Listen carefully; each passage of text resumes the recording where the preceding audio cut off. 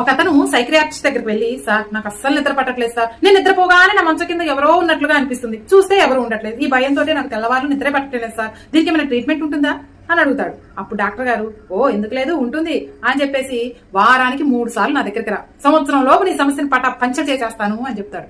సరే అని చెప్పేసి, మరి సార్ మీ ఫీజు ఎంత అని అంటే, నన్ను కలిసినప్పుడల్లా 500 అవుతుందా అని చెప్తాడు. సరే అని చెప్పేసి ఇంటికి వెళ్ళిపోతాడు. తర్వాత ఒకసారి పేషెంట్ కి డాక్టర్ ఎదురవుతారు. ఏంటో ఈ మధ్య ట్రీట్మెంట్ రావట్లేదేంటి అని అడుగుతాడు డాక్టర్.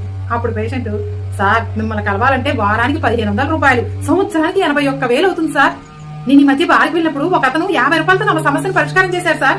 అవునా, అదేలా అని అంటే, నా మంచానికి ఉన్నటువంటి 4 కాళ్ళు కూడా కోసేశారు సార్, ఇంకప్పుడు నా మంచం కింద ఎవ్వరు ఉండే ప్రసక్తే లేదు కదా అని చెప్తాడు. ఇక్కడ మనం తెలుసుకోవాల్సింది ఏంటంటే, ప్రతి దానికి సింగిల్ ఆప్షన్ కాకుండా సెకండ్ ఆప్షన్ కూడా ఒకటి ఉంటుంది, దాన్ని కూడా ఒకసారి ట్రై చేయండి. ఇక్కడ నేను డాక్టర్స్ తప్పు పట్టడం లేదు, అది కాదు నా ఉద్దేశం. జస్ట్ మనకి ఏదైనా ప్రాబ్లం వచ్చినప్పుడు సాల్వ్ చేయడానికి సింగిల్ ఆప్షన్ వర్కౌట్ అవ్వకపోతే సెకండ్ ఆప్షన్ కూడా ఉంటుంది, తప్పకుండా ట్రై చేయండి. ఏమంటారు?